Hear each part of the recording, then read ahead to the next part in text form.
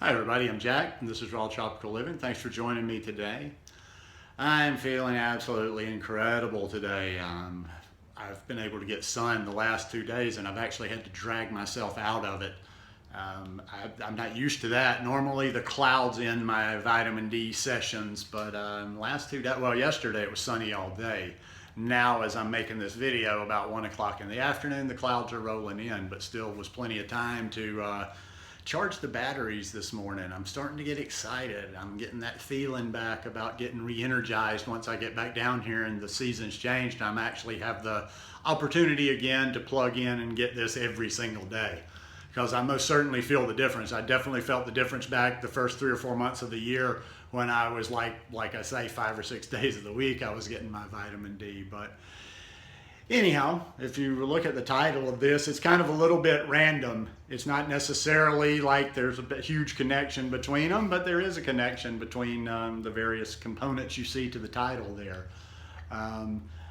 Was watching some videos last night, just jumping around a little bit. I've been watching YouTube more again lately. I've just been, and not even really names. I'm not even sure. I just kind of jump in and get some good informational videos or see some things from a different perspective. And just kind of want to continue on, talking about the raw vegan, integrating the raw vegan with other ways that people are doing this lifestyle.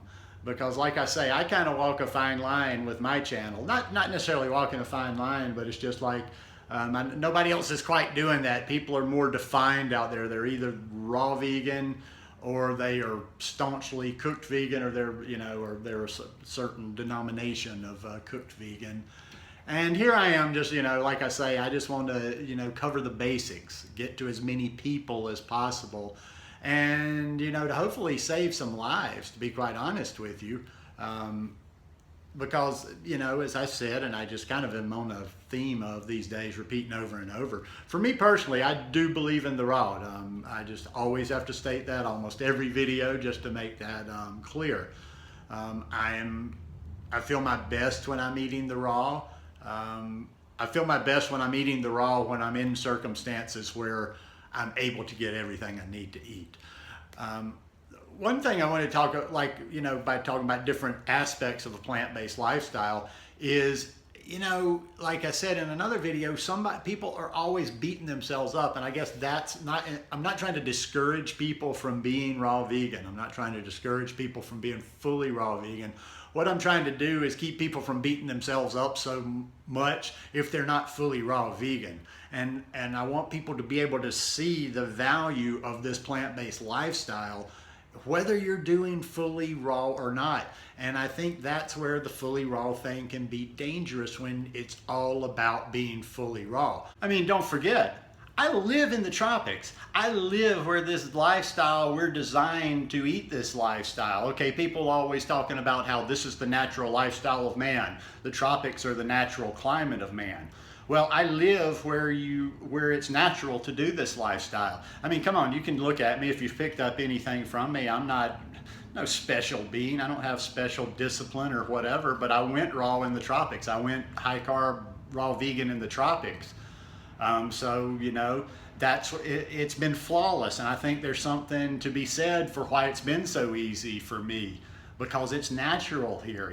If you're in certain places, it's you're gonna struggle on it a little bit. I'm sorry. I know there's people that are doing it, and then all of the people come crawling out of the woodwork that have done that, and they'll start telling, well, I'm doing it fully raw here. Some people are going to do that. Some people will make themselves do that, but is it the most natural thing? And when something's not natural, when something is not natural, you just don't pick it up easy, there is going to be a little bit of struggle. So you've got to give yourself a little bit of a break on that. Like I say, your body is pretty smart. It's got its own little regulations, regulatory systems. It knows what it's doing. I keep telling you folks, if you were, just as an experiment, if I could bring you down here, almost no matter where you were, whether you were standard American diet or just barely vegan or whatever, you would go very raw vegan. You might still eat some cooked, because you might not be to that place yet where even here you would do fully raw, but I will guarantee you,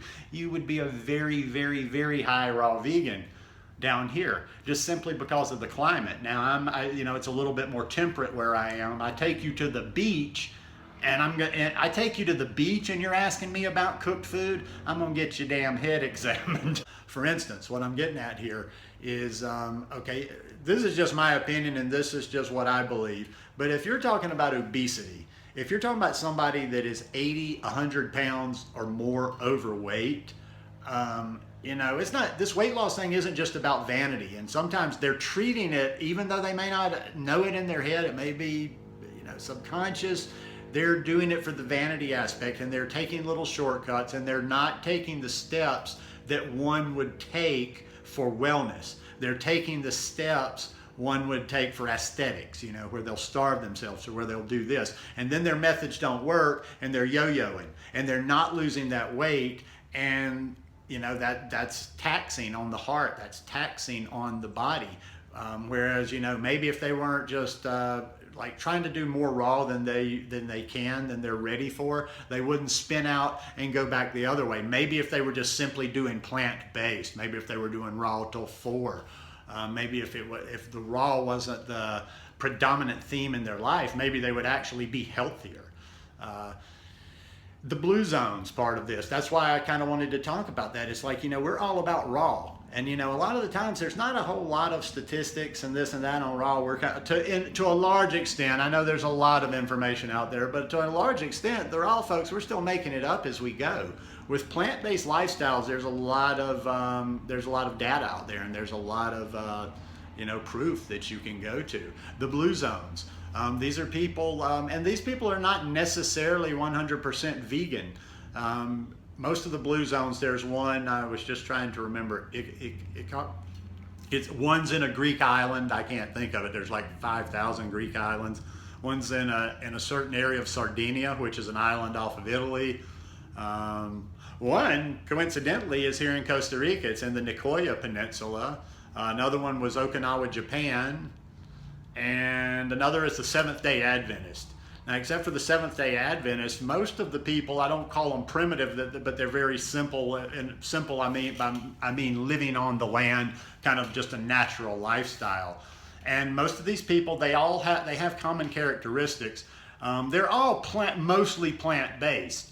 I would say probably with the most of them, I haven't read the book I read about 2 years ago, The Blue Zones. It's a good read. They have a little bit of animal product in their diet, but it's usually some sort of a special occasion. So that probably is like, maybe twice a year they have some sort of a thing. Now, I'm not telling you this to say, okay, well, you can go out, you can, get back in a certain amount of animal products. You got to remember the people here, and the reason they're called blue zones is because they have like more people above 100, and there's just tons of healthy people that are old there. But what I was getting at is they have, like, for the animal products, for them, they have lived like this their whole life. There's not any repairing to do. It's not like they partied and they ate a bunch of this and they ate the standard American diet, and now they've come to a diet to try to repair that. They've just eaten this way naturally their whole life, and they have low incidences of heart disease, low incidences of cancer, diabetes, all the diseases that basically spring from one source. And you know what? They're not, like I say, the reason I'm telling you this, people that are crazy healthy, they're not raw vegan. So, go for that help first. When you're sharing with people, when you're sharing with people, and this is kind of going into a different train of thought as opposed to you just for yourself, kind of figuring things out for yourself. But when you're sharing with people, I very, very rarely share with my friends, that know nothing about this lifestyle, that are eating the standard American diet. I rarely talk about raw. I rarely talk about raw, because I know where these people are at, and I know what might get their attention. And what might get their attention is I bring up people like Dr. Esselstyn, Reversing Heart Disease. Great book. I mean, he's not sitting around and I like that too, because this is science. They're showing results. Dr. Esselstyn did a study, and you'll have to go, I can't tell you all of this stuff, you'll have to go check it out, but just roughly, he did a study, and he went into the cardio unit of a hospital and pretty much took the worst patients there that had failed bypasses and that wasn't working, and these are people that are pretty much on their last leg, 1 foot in the grave. And he reversed heart disease. Read the book, The China Study.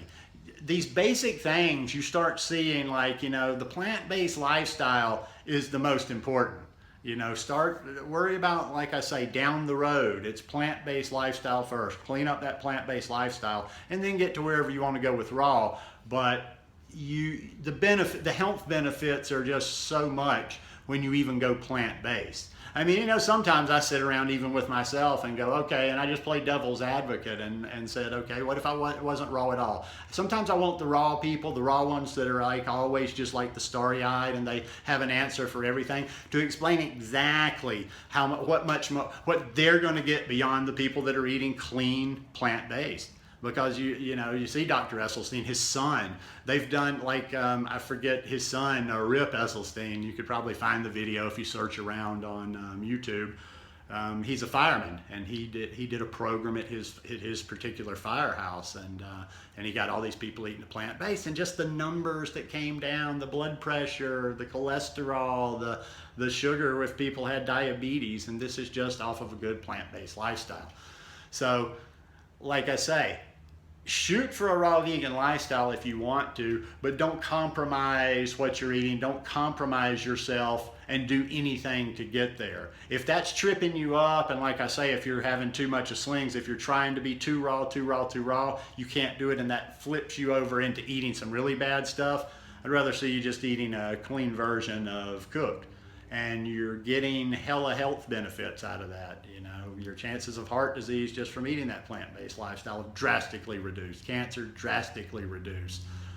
All of the various diseases that come from different places. But and also too, and I'll finish up here, like what I said a minute ago, that sharing is key. Like I say, there's two different things. There's watching videos and there's disseminating information for your own benefit and what you believe and where you are in your journey. But if you're trying to get your family, your friends, grandma, people that have been used to traditional white coats and all that kind of stuff their whole life, you're probably not going to make a huge effect on them by sending them to mystical looking people with crazy hair and beards that talk in different vocabulary. You're going to do best sending them to see, you're going to buy them a book for Christmas. You got somebody you want to make an impression on, put your money where your mouth is. Buy them Preventing and Reversing Heart Disease for Christmas. Buy the China Study for Christmas. Don't just tell these people they should read it. If you've got some people that you really care about, give them this good information. But if you're doing this high carb raw vegan lifestyle, give yourself a break if you're actually eating a clean lifestyle.